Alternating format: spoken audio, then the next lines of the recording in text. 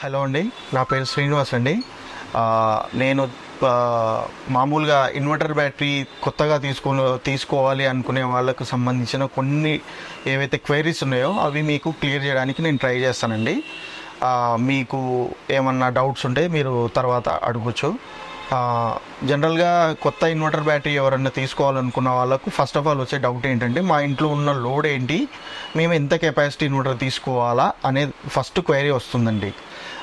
అట్లాంటప్పుడు మీరు ఫస్ట్ చూసుకోవాల్సింది ఏంటంటే, మీరు ఇంట్లో వాడుతున్న గ్యాడ్జెట్స్ కానీ, లైట్ లోడ్ కానీ, ఫ్యాన్ లోడ్ కానీ, ఇంకా జనరల్గా ఉండే వాషింగ్ మిషన్, రెఫ్రిజిరేటరు, గీజర్స్, వీటిలో ముఖ్యంగా మనకు పవర్ కట్ అయినప్పుడు ఏదైతే మనకు ఎమర్జెన్సీలో అవసరమో ఆ లోడ్ని మీరు క్యాల్కులేట్ చేసుకోవాలండి.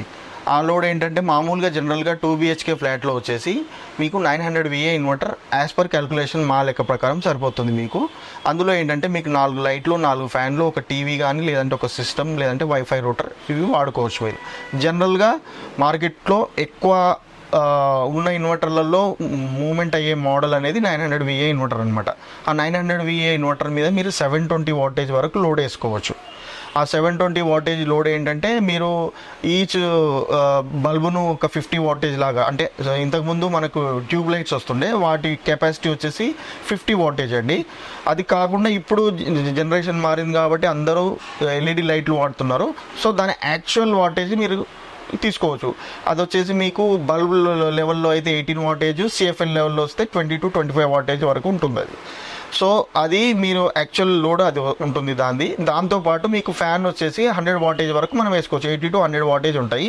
బట్ మీరు మ్యాక్సిమం లోడ్ ఎప్పుడు తీసుకోవాలి, కన్సిడర్ చేయాలి. ఎందుకంటే పవర్ ఎప్పుడైనా మీకు ఇంట్లో పవర్ కట్ అయినప్పుడు, ఇన్వర్టర్ ఆన్ అయ్యేటప్పుడు మీకు అనేది యాక్చువల్ కెపాసిటీ కంటే కూడా 100 to 110% వరకు లోడ్ అనేది మీకు మీ గ్యాడ్జెట్స్ ఏవైతే ఇన్వర్టర్ మీద డిపెండ్ అయి ఉన్నాయో అవి లోడ్ కన్జ్యూమ్ చేయడం జరుగుతుందన్నమాట.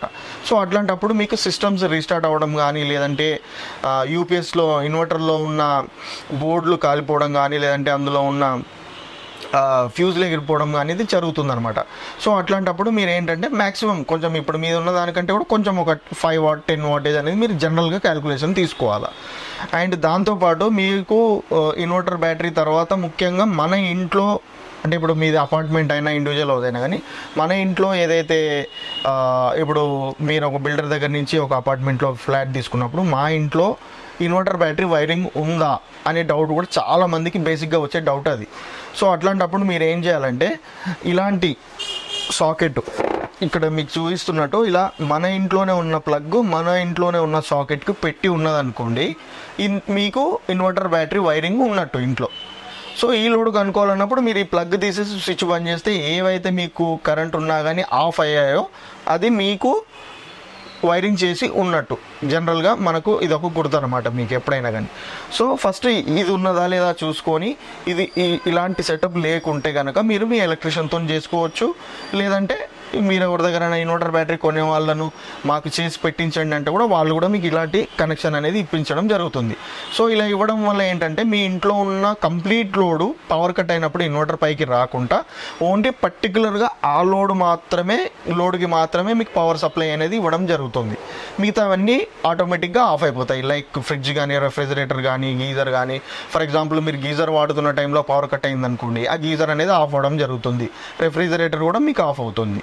అండ్ ఇంకొక విషయం ఏంటంటే, కొంతమంది అంటారు మాకు రెఫ్రిజిరేటర్ కూడా ఉంటే మా ఇంట్లో బాగుంటుంది కదా, మాకు కరెంటు పోయినప్పుడు కొంచెం లోపల ఉన్న ఐటమ్స్ పాడవకుండా ఉంటాయి కదా అని అంటారు. కానీ యాక్చువల్గా మీకు జనరల్గా అవసరం లేదండి రెఫ్రిజిరేటర్కి. ఎందుకంటే మీకు ఆల్మోస్ట్ పవర్ కట్ అయినా కానీ రెఫ్రిజిరేటర్లో ఉన్న కూలింగ్ అనేది ఒక 1 to 2 hours వరకు కూలింగ్ అనే సెన్సేషన్ అనేది అందులో రెఫ్రిజిరేటర్లో ఉంటుంది. సో అట్లాంటప్పుడు మీరు జనరల్గా మీకు ఎకానమీలో ఇన్వర్టర్ బ్యాటరీ కావాలనుకుంటే కనుక జనరల్గా మీరు only light load, fan load, or ఎమర్జెన్సీకి టీవీ కానీ, ఎవరైనా ఇంట్లో పెద్దవాళ్ళు ఉన్నారు, ఏదైనా సీరియల్స్ కానీ, ఏదైనా ఇంపార్టెంట్ న్యూస్ కానీ వినేటప్పుడు కూడా డిస్టర్బ్ కావద్దు అనుకుంటే కనుక ఒక టీవీని కన్సిడర్ చేయండి. దాంతోపాటు ఎవరైనా సిస్టమ్ వర్క్ ఫ్రమ్ హోమ్ చేసే వాళ్ళు సిస్టమ్ కావాలనుకుంటే కనుక కూడా వాళ్ళు ఈ లోడ్ అనేది ఒకటి పాయింట్ ఇప్పించేసుకొని అక్కడి నుంచి వాడుకోవచ్చు మీరు. సో జనరల్గా ఇది ఉంటుందండి.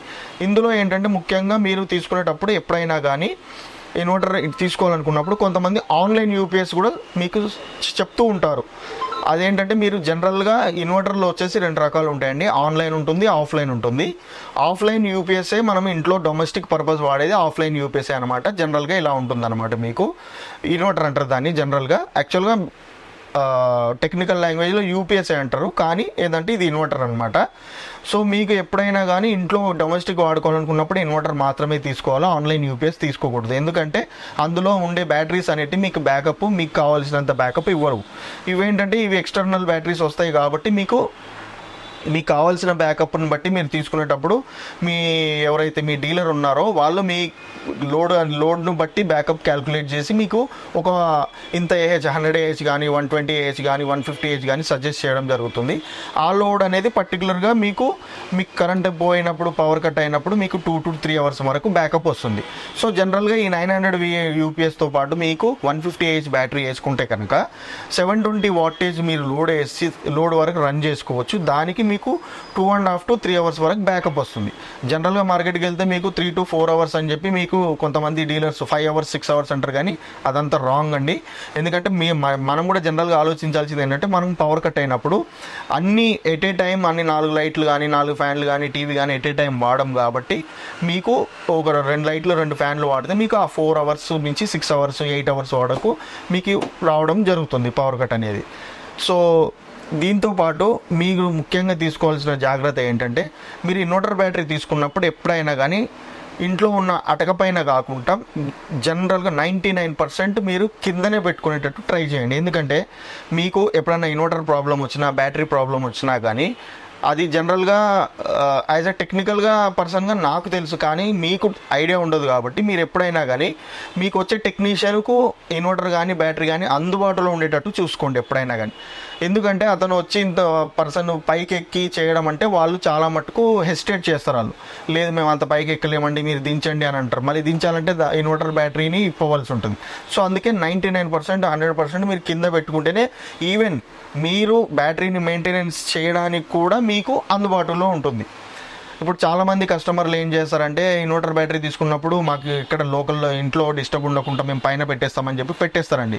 పెట్టేసినప్పుడు ఏమవుతుందంటే పెట్టి కస్టమర్స్ కూడా మర్చిపోతారు, మేము మా దగ్గర ఇన్వర్టర్ బ్యాటరీ ఉంది కదా అనే విషయం కూడా మర్చిపోతారు. ఎందుకంటే అది మన కళ్ళెదురుగా ఉంటే మనం దాన్ని రెగ్యులర్గా చూస్తూ ఉంటే దాని మెయింటెనెన్స్ గురించి కానీ దానికి సంబంధించిన బ్యాటరీ మెయింటెనెన్స్ కానీ లేదంటే ఇన్వర్టర్ ఎలా నడుస్తుంది ఏంటి చూడడానికి కూడా మనకు కంటెదురుగా ఉంటే మనకు చాలా దాన్ని మనం టైమ్లీ యాక్షన్ తీసుకోవచ్చు ఏదైనా ప్రాబ్లం అనిపించినప్పుడు. అది పైన ఉండడం వల్ల ఈవెన్ చాలామంది కస్టమర్లు ఒకసారి ఇన్వర్టర్ బ్యాటరీ తీసుకొని 2 ఇయర్స్ 3 ఇయర్స్ అసలు దాని వంక కూడా చూడకుండా బ్యాటరీలో డిస్టిల్ వాటర్ టైమ్లీ టాప్అప్ చేయకుండా ఇన్వర్టర్ పాడైనా కానీ చూసుకోకుండా మర్చిపోయి లాస్ట్కు మళ్ళీ మొత్తం సెట్ మార్చే పరిస్థితి కూడా మీకు రావడం జరుగుతుంది. సో అందుకే మీరు ఏంటంటే ఎప్పుడైనా కానీ ఇన్వర్టర్ బ్యాటరీ అనేది కిందనే పెట్టుకుంటే మీకు కానీ వచ్చే సర్వీస్ ఇంజనీర్కి కానీ చాలా ఈజీగా ఉంటుందండి దానికి సర్వీస్ చేయడానికి.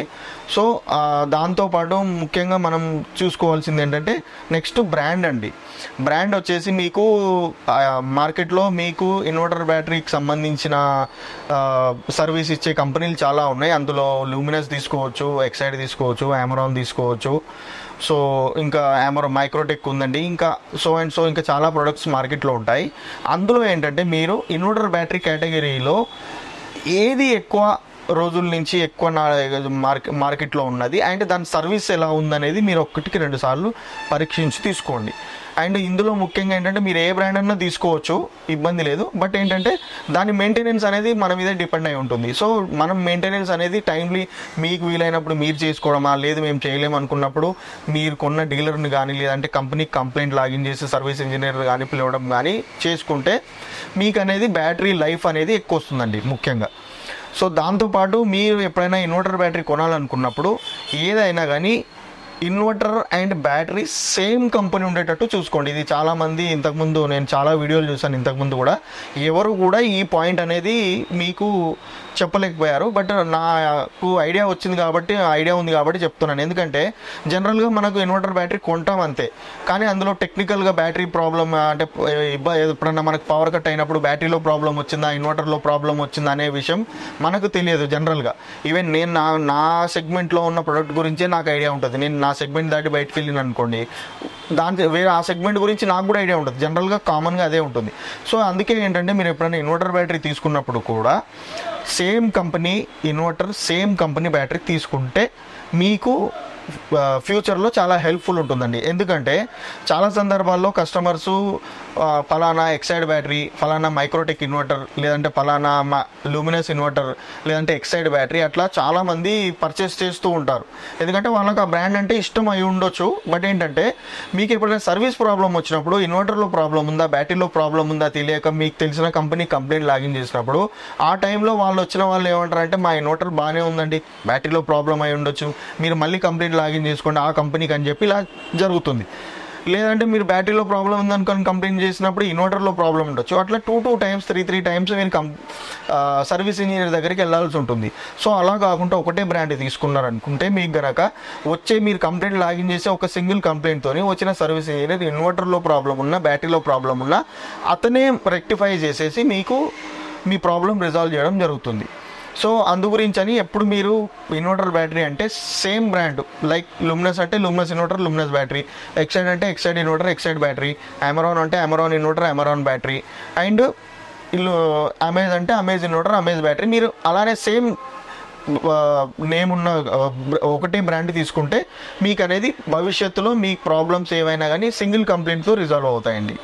అండ్ దీని తర్వాత చెప్పుకోవాల్సిన ముఖ్య విషయం ఏంటంటే ఇన్వర్టర్ బ్యాటరీ సెగ్మెంట్లో ఏది ఎక్కువ రోజుల నుంచి సర్వీస్లో ఉన్నదనేది కూడా ఒకటి మీరు కన్సిడర్ చేసుకోవాలండి. And durability, product durability, A battery company inverter battery తీసుకుంటే నాకు ఒక 5 సంవత్సరాల వరకు 6 సంవత్సరాల వరకు మళ్ళీ దాని గురించి ఆలోచించకుండా నేను నా పెట్టిన ఇన్వెస్ట్మెంట్ అనేది నాకు న్యాయం జరగాలని అనుకుంటే కనుక మీరు మంచి బ్రాండ్ ఏదైనా కానీ మీరు ఎవరైనా ఎగ్జిస్టింగ్ వాడుతున్న వాళ్ళతోనైనా సరే, లేదంటే మీ దగ్గరలో ఉన్న డీలర్ ఎవరైతే ఉన్నారో వాళ్ళ ఎక్స్పర్ట్ డీలర్ ఆయనతోనైనా కానీ మీరు మాట్లాడి మంచి బ్రాండ్ తీసుకుంటే బాగుంటుందని. సరే, ఇంకొక ముఖ్యమైన విషయం ఏంటంటే కొంతమందికి కొంచెం రిమోట్ ఏరియాలలో ఉండే కస్టమర్స్కి ఏంటంటే వాళ్ళకు పవర్ కట్ అనేది, లాంగ్ పవర్ కట్ అనేది జరుగుతూ ఉంటుందండి. సో లాంగ్ పవర్ కట్లో ఏంటంటే వాళ్ళకు ఒకసారి కరెంటు పోయిందంటే మినిమం 4 అవర్స్ 5 అవర్స్ వరకు నాన్ స్టాప్గా పవర్ అనేది సప్లై అనేది ఉంటుందండి. అట్లాంటప్పుడు కొంతమంది డీలర్స్ ఏం చేస్తారంటే 2 బ్యాటరీలను కలిపి ప్యారలల్ చేసి ఒకే ఇన్వర్టర్కి ఇస్తారండి. బట్ మీరు ఎప్పుడు అలాంటి ఇన్వర్టర్ని మీరు అలౌ చేయకండి. ఎందుకంటే మీకు బ్యాటరీ అనేది ఇన్వర్టర్ నుంచి ఎప్పుడు ఛార్జ్ అవ్వాలండి. ఏ ఇన్వర్టర్కైనా ఒక లిమిటెడ్ యాంప్స్ ద్వారా ఛార్జ్ చేయాలనేది లోపల ప్రోగ్రామ్ అయ్యి ఉంటుందండి. సో అట్లాంటి టైంలో ఏంటంటే మీరు 2 బ్యాటరీలు ప్యారలల్ చేసి పెట్టడం వల్ల బ్యాటరీస్ అనేటివి చాలా స్లోగా ఛార్జ్ అవుతాయండి. సో అదనేది మీకు బ్యాటరీస్కి కానీ మీకు కానీ అనేది పవర్ కట్ అనేది, మీకు ఎలక్ట్రిసిటీ బిల్ అనేది మీకు చాలా ఎక్కువ రావడం జరుగుతుంది. సో అట్లాంటి కండిషన్లో మీరు కనుక మీరు తీసుకోవాలనుకున్న ఇన్వర్టర్ కంటే ఇంకొంచెం పెద్ద ఇన్వర్టర్ తీసుకొని దాంతోపాటు మల్టిపుల్ బ్యాటరీస్ తీసుకోండి. ఎందుకంటే 2 బ్యాటరీలు 3 బ్యాటరీలు పెట్టడం వల్ల ఏంటంటే దానికి పెట్టే ఇన్వర్టర్కి అనేది మీకు ఛార్జింగ్ కరెంట్ అనేది ఆ 2 బ్యాటరీలు charging current at a time చేసే కెపాసిటీ లోపల ప్రోగ్రామ్ అయి ఉంటుందండి. అట్లాంటప్పుడు మీకు బ్యాటరీస్ అనేవి ఫాస్ట్గా ఛార్జ్ అవ్వడం అండ్ మీకు బ్యాకప్ అనేది ఎక్కువసేపు రావడం జరుగుతుంది.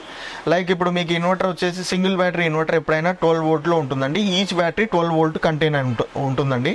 సో మీరు ఇన్వర్టర్ ఫర్ ఎగ్జాంపుల్ మీకు 3 అవర్స్ బ్యాకప్ కావాలి, నాకు లోడ్ కూడా ఎక్కువ ఉంది, అండ్ లేదంటే నాకు 6 అవర్స్ బ్యాకప్ కావాలి, లోడ్ కూడా ఎక్కువ ఉంది అని అనుకున్నప్పుడు మీరు 24 VDCకి వెళ్ళండి.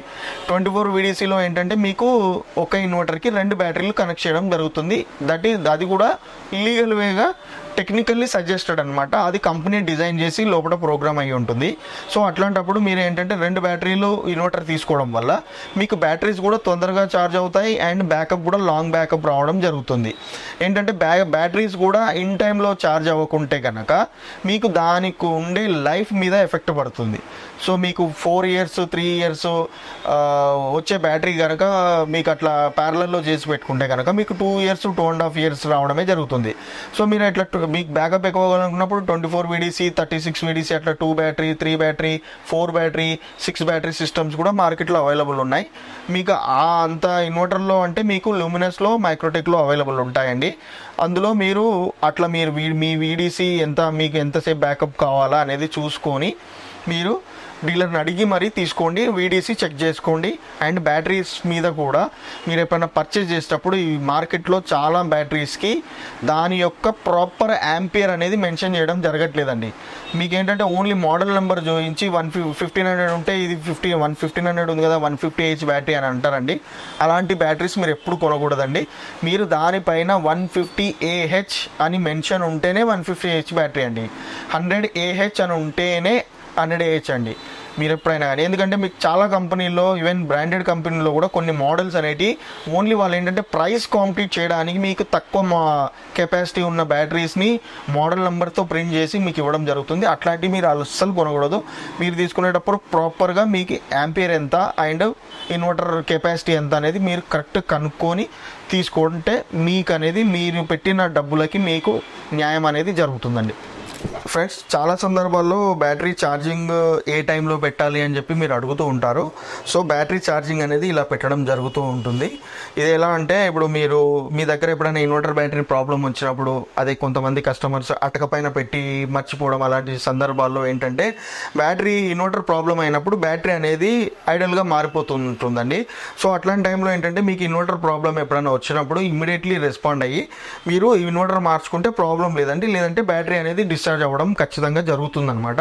అది మీరు 2 to 3 days లోపల బ్యాటరీ ఏదైతే డిశ్చార్జ్ అవుతుందో దాన్ని మీరు చూసుకొని ఖచ్చితంగా మీరు ఇన్వర్టర్ రిపేర్ చేయించుకోవడమా లేదంటే రీప్లేస్ చేసుకోవడమా మీరు కొంచెం ఫాస్ట్గా యాక్ట్ అయితే బ్యాటరీ లైఫ్ అనేది ఎక్కువ వస్తుందండి. లేదంటే బ్యాటరీ అనేది ఆటోమేటిక్గా వన్స్ ఇన్వర్టర్తో కనెక్ట్ చేసామంటే బ్యాటరీ లైఫ్ అనేది స్టార్ట్ అయిపోతుంది అనమాట.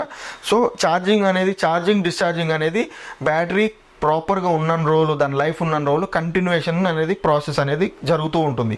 అది ఎక్కడైనా బ్రేక్ అయిందంటే మాత్రం బ్యాటరీ లైఫ్ అనేది ప్రాబ్లం అయిపోతుందండి. సో అందుకే మీరు ఎప్పుడైనా మీకు ఇన్వర్టర్ ప్రాబ్లం వచ్చినప్పుడు ఖచ్చితంగా మీరు ఇమ్మీడియట్గా రెస్పాండ్ అయ్యి మీరు ఇన్వర్టర్ రిపేర్ చేసుకోవడమా కొత్తది కొనడమా చేసుకుంటే మీకు బ్యాటరీ లైఫ్ అనేది బాగుంటుందండి. లేదంటే మీరు అలానే వదిలేస్తే ఒక 4 days 5 days తర్వాత బ్యాటరీ కూడా గ్రాడ్యువల్గా ఆటోమేటిక్గా డిశ్చార్జ్ అయిపోతుందండి.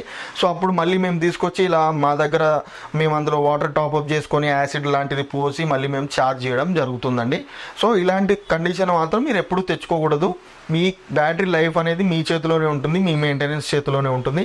ఖచ్చితంగా మీరు మీ బ్యాటరీని మీరు మెయింటైన్ చేస్తేనే దాని లైఫ్ అనేది ఎక్కువ వస్తుందండి. కొంతమంది అంటారు మంచి బ్రాండ్ అండి, ఇంతకుముందు నాకు 10 years వచ్చింది, ఇప్పుడు 4 years కూడా రాలేదు, 5 years కూడా రాలేదంటే సో మనం మెయింటెనెన్స్ అనేది ప్రాపర్గా ఉండాలండి. టైమ్లీ మెయింటెనెన్స్ అనేది చాలా ఇంపార్టెంట్. సో మీ వల్ల అయ్యిందంటే మీరు మెయింటెనెన్స్ చేసుకోవచ్చు. లేదు మేము చేయలేము, మాకు గుర్తుండదు, మేము ఆఫీసులలో బిజీ ఉంటామని అనుకుంటే కనుక మీ దగ్గరలో ఉన్న డీలర్ కానీ ఎవరైనా వాళ్ళకు మీరు AMC ఇవ్వచ్చండి. AMC అంటే యాన్యువల్ మెయింటెనెన్స్ కాంట్రాక్ట్ అనమాట. So yearly 2 to 3 times visits వాళ్ళు చేసి వాళ్ళే వాటర్ టాప్అప్ చేసుకోవడము, ఇన్వర్టర్ కండిషన్ చూసుకోవడము, బ్యాటరీ వోల్టేజ్ మెయింటైన్ చేయడం, ఈ ప్రాపర్గా ఈ టెర్మినల్స్ అనేవి క్లీన్గా ఉంచుకోవడము, ఇవి చాలా ఇంపార్టెంట్ అండి. ఇందులో ఈ టెర్మినల్స్ కూడా ఏంటంటే ఎప్పుడు కానీ మీకు టెర్మినల్స్ అనేవి ఎప్పుడు కూడా ఇలా నీట్ అండ్ క్లీన్గా ఉండాలండి. వీటికి రస్ట్ రానివ్వకుండా చూసుకోవాలండి. ఇప్పుడు ఈ బ్యాటరీ 5 years నుంచి వాడుతున్నాడు అంటే ఒక కస్టమర్, ఇప్పుడు కొత్త బ్యాటరీ లానే ఉంది చూడండి దీని కండిషన్ ఎలా ఉందో. వీళ్ళు ఏంటంటే మాకు AMC ఇవ్వడం జరిగింది. ఎవ్రీ 6 monthsకి ఒకసారి మేము విజిట్ చేసి బ్యాటరీ కండిషన్ చూసి దానికి వాటర్ టాప్అప్ చేయడము, వీటికి పెట్రోలియం జెల్లీ వాడడము టెర్మినల్స్కి, అండ్ ఎప్పుడైనా అవసరం పడితే ఇలా ఛార్జింగ్ పెట్టడం వల్ల బ్యాటరీ లైఫ్ అనేది ఎన్హాన్స్ అవుతూ ఉంటుందండి. బ్యాటరీ లైఫ్ వచ్చేసి మినిమం మీరు 5 years వారంటీ బ్యాటరీ కానీ తీసుకుంటే కనుక మీకు 5 to 10 years మధ్యలో దాని లైఫ్ స్పాన్ ఉంటుందండి ప్రాపర్ మెయింటెనెన్స్ చేస్తే. లేదంటే 3 yearsకి పోవడమే, 3 years లోపే మీకు మళ్ళీ బ్యాటరీ ప్రాబ్లం రావడం అనేది జరుగుతుందండి. ఇప్పుడు మీ ముందు ఒక కొత్త బ్యాటరీ ఓపెన్ చేస్తున్నామండి. ఈ బ్యాటరీ వచ్చేసి మీకు అమేజ్లో 60 months వారంటీ బ్యాటరీ అండి. ఎప్పుడైనా మీరు చెక్ చేసుకోవాల్సింది వారంటీ. ఇందులో మోడల్ నెంబర్ అండి, ఇది వచ్చేసి 2160 అని మోడల్ నెంబరు. అండ్ బ్యాటరీ పైన మీకు ఎవరైనా కస్టమర్ డీలర్ మీకు ఇది 150H బ్యాటరీ లేదంటే 100H బ్యాటరీ అని చెప్పినప్పుడు మీరు ఖచ్చితంగా ఇలా మెన్షన్ చేసి ఉందా లేదా అనేది ఖచ్చితంగా మీరు 1-2 సార్లు చూసుకోవాలండి. కొంతమంది ఏంటంటే ఇట్లా మోడల్ నెంబర్ చూపించేసి ఇదే అండి దీని కెపాసిటీ అని చెప్పి చెప్తారు. అలా మీరు ఎప్పుడు మోసపోవద్దు. ఖచ్చితంగా ఇలా 150 AH అని చెప్పి మెన్షన్ చేసి ఉండేటట్టు చూసుకోవాలండి. అండ్ వారంటీ విషయానికి వస్తే ఇది 5 years వారంటీ అండి. ఇందులో వచ్చేసి ప్రతి బ్యాటరీ పైన మీకు వారంటీ అనేది ఇవ్వడం జరుగుతుంది. ఇది ప్రోరాటా వారంటీతో రావడం జరుగుతుంది. సో ఎప్పుడైనా కానీ మీకు వారంటీ టోటల్ వారంటీలో piece to piece replacement warranty ఎంత, ప్రోరాటా వారంటీ ఎంత అనేది కూడా మీరు ఖచ్చితంగా తెలుసుకోవాల్సిన విషయం అండి. ఇందులో ఈ 60 monthsలో 3 years అనేది ఫస్ట్ 36 months అనేది పీస్ టు పీస్ రీప్లేస్మెంట్ ఈ ప్రోడక్ట్కి, నెక్స్ట్ 24 months అనేది ప్రోరాటా వారంటీ అండి. అంటే మీకు బ్యాటరీ ఫస్ట్ తీసుకున్నప్పటి నుంచి 36 నెలలు అంటే 3 years వరకు మీకు బ్యాటరీ ఏదైనా ప్రాబ్లం వచ్చినప్పుడు కంపెనీ అనేది ఫ్రీ ఆఫ్ కాస్ట్లో మీకు రీప్లేస్మెంట్ చేయడం జరుగుతుంది. మిగతా 24 months అనేది ప్రోరాటా వారంటీ ఉంటుందండి. ఆ ప్రోరాటా వారంటీ మీకు అంటే 36 months తర్వాత గనక బ్యాటరీ రీప్లేస్మెంట్ చేయాల్సి వస్తే ఏ మంత్లో పోయిందనే దాన్ని బట్టి క్యాలిక్యులేషన్ చేసి మీరు కొత్త బ్యాటరీ కొన్నప్పుడు దాని మీద డిస్కౌంట్ ఇవ్వడం జరుగుతుందండి. ఇదండి వారంటీకి. ఇప్పుడు బ్యాటరీ ఓపెన్ చేస్తున్నామండి మేము ముందు.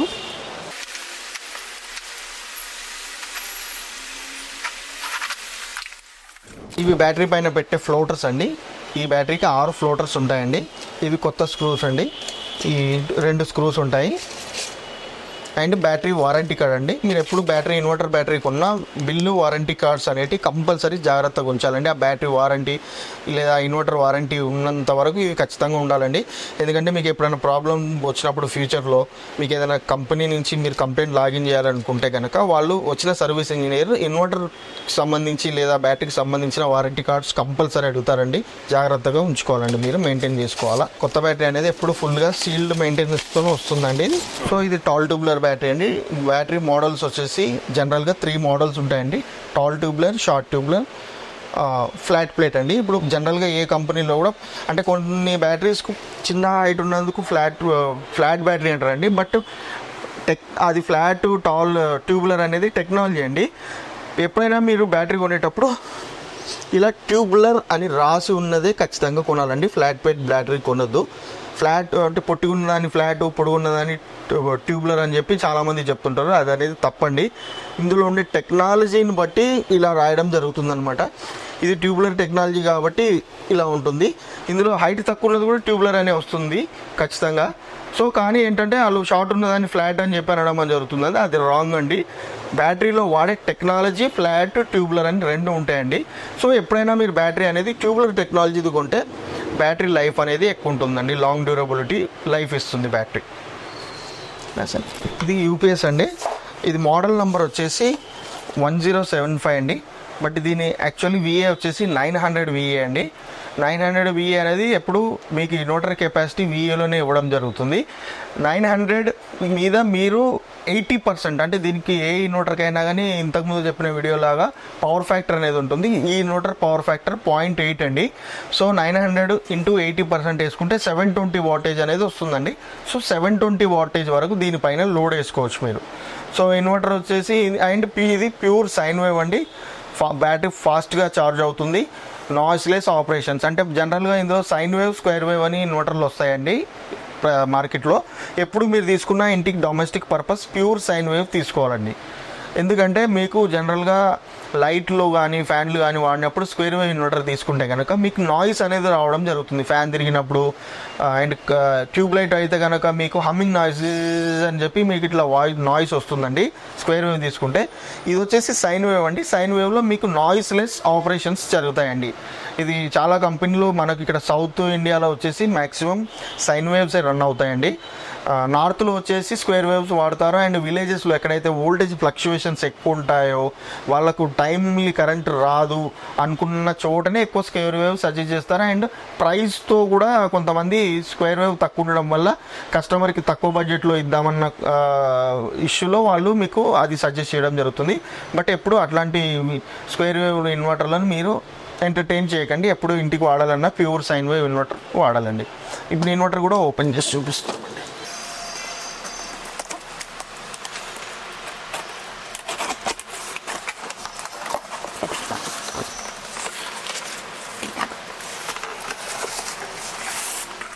ఇది ఇన్వర్టర్కి సంబంధించిన వారంటీ కార్డ్ అండి. దీనికి ఇప్పుడు ఏంటంటే అమేజ్ కంపెనీలో మీకు ఏంటంటే ఇప్పుడు extra warranty 1 year extra warranty ఇస్తున్నారండి. జనరల్గా మార్కెట్లో 2 years ఉంటుందండి ప్రతి ఇన్వర్టర్కి వారంటీ.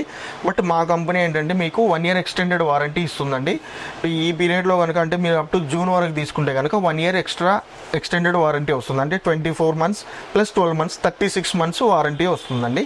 ఇది వారంటీ కార్డ్. ఇది వచ్చేసి మీకు ఇందులో 6 ఇండికేషన్స్ ఉంటాయండి. ఇది వచ్చేసి మెయిన్స్ అండి. అంటే ఇప్పుడు మన ఇంట్లో కరెంట్ ఉన్నప్పుడు ఆల్టర్నేట్ కరెంట్, మన ఇంట్లో ఉండేది ఆల్టర్నేట్ కరెంట్ కదండి, ఇంట్లో పవర్ సప్లై ఉన్నప్పుడు మెయిన్స్ ఆన్ అనేది ఇప్పుడు వస్తుందండి. ఇది వచ్చేసి బ్యాటరీ ఛార్జింగ్ అండి. బ్యాటరీ ఛార్జ్ అవుతున్నప్పుడు ఈ లైట్ బ్లింక్ అవుతుంది. ఇది వచ్చేసి ఈకో మోడ్ అండి. జనరల్గా ఎప్పుడైనా కానీ ఈ 2 లైట్లు మీ ఇంట్లో ఆన్ ఉంటాయండి. Mains, eco mode. Battery once full charge అయిపోయిన తర్వాత ఇందులో ఆటోమేటిక్ కట్ ఆఫ్ ఉంటుంది. సో బ్యాటరీ ఛార్జింగ్ అనేది అయిపోతుంది. అప్పుడు ఈ 2 లైట్లే ఉంటాయండి. ఇది వచ్చేసి యూపీఎస్ మోడ్ అండి. కొంతమంది ఏంటంటే యూపీఎస్ మోడ్లో పెట్టుకుంటారు, అంటే పవర్ సప్లై అనేది రెగ్యులర్గా దీని నుంచి వస్తుందన్నమాట. సో అది ఎప్పుడు మీరు పెట్టుకోకూడదు. సో దాని తర్వాత వచ్చేసి బ్యాటరీ ఎప్పుడన్నా చాలాసేపు మీ ఇంట్లో పవర్ కట్ అయ్యింది, చాలాసేపు యూపీఎస్ మీద మీకు బ్యాటరీ రన్ అయింది అనుకోండి, అప్పుడు బ్యాటరీ డిశ్చార్జ్ అయిపోయినప్పుడు లో బ్యాటరీ అని వస్తుందండి. ఇది వచ్చినప్పుడు మీరు కంపల్సరీ యూపీఎస్ ఆఫ్ చేసుకోవాలండి. అలానే వాడితే బ్యాటరీ అనేది కంప్లీట్గా డిశ్చార్జ్ అవుతుందండి. మళ్ళీ కరెంట్ వచ్చినా కానీ ఇన్వర్టర్ నుంచి బ్యాటరీ ఛార్జింగ్ అవ్వదు. సో ఇది వచ్చేసి ఓవర్లోడ్ అండి. అంటే ఫర్ ఎగ్జాంపుల్ ఇప్పుడు మీ ఇంట్లో జనరల్గా ఉన్న లోడ్తో పాటు ఎక్కడైనా పవర్ సాకెట్ ఉన్నప్పుడు, మీకు ఏదైనా ఎమర్జెన్సీ పర్పస్లో ఏదైనా వాడుతున్నప్పుడు కరెంటు పోయిందనుకోండి, అప్పుడు ఆ ఓవర్లోడ్ అనేది దీని కెపాసిటీకి మించి వాడినప్పుడు మీకు ఈ ఓవర్లోడ్ అనేది వస్తుందండి. సో అందుకే మీరు ఎప్పుడైనా కానీ ఈ లైట్స్ వెలిగినప్పుడు ఈ 3 లైట్స్ వెలిగినప్పుడు మీరు కొంచెం జాగ్రత్తగా మీ సర్వీస్ ఇచ్చే డీలర్ని కానీ కాంటాక్ట్ చేస్తే మంచిదండి. ఈ 3 అయితే జనరల్గా రెగ్యులర్గా ఆన్ ఉండేటివండి. ఇప్పుడు పవర్ కట్ అయినప్పుడు మీకు ఈ మెయిన్స్ ఆఫ్ అయిపోయి ఓన్లీ ఈకో మోడ్ అనేది ఒకటే ఉంటుందండి. మిగతా టైంలో ఈ 2 ఎప్పుడు ఆన్ ఉంటాయండి. ఇది ఆఫ్ ఉంటుంది. బ్యాటరీ ఛార్జ్ అయినప్పుడు మాత్రమే ఈ 3 లైట్లు వస్తాయి. బ్యాటరీ ఛార్జ్ అవ్వగానే ఈ 2 లైట్లే రెగ్యులర్గా వెలుగుతుంటాయండి.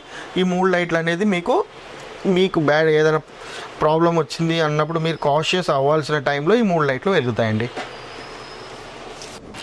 ఇప్పుడు జనరల్గా 2 BHKకి వచ్చేసి మీకు ఇన్వర్టర్కి సంబంధించి కాస్ట్ ఎంత అవుతుంది అని చెప్పి చాలామందిలో సందేహం ఉండొచ్చండి. సో మీకు 2 BHK హౌస్ ఎప్పుడైనా అపార్ట్మెంట్లో ఉన్నప్పుడు 2 BHK హౌస్కి 720 wattage లోడ్ అనేది మీకు సరిపోతుందండి. అంతకంటే ఎక్కువ మీకు ఇన్వెస్ట్మెంట్ చేయాల్సిన అవసరం లేదు. ఎందుకంటే మీకు 4 లైట్లు, 4 ఫ్యాన్లు, ఒక టీవీ ఆర్ సిస్టమ్ కానీ తీసుకున్నట్టయితే మీకు 720 wattage మీకు లోడ్ అనేది ఉండడం జరుగుతుంది. సో అట్లాంటప్పుడు మీరు ఆ 720 wattage లోడే తీసుకోండి.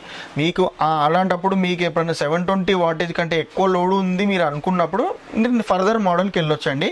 720 wattage inverter and 150 Ah battery 5 years వారంటీతోని మీకు మార్కెట్లో 18,500 నుంచి 20,000లో మీకు అవైలబుల్ ఉంటుందండి. ఇంకా ఫర్దర్ మోడల్స్ వచ్చేసి మీరు తీసుకునే ఇన్వర్టర్ మోడల్ని బట్టి అండ్ బ్యాటరీ కెపాసిటీని బట్టి ప్రైజెస్ అనేటివి మారుతూ ఉంటాయండి.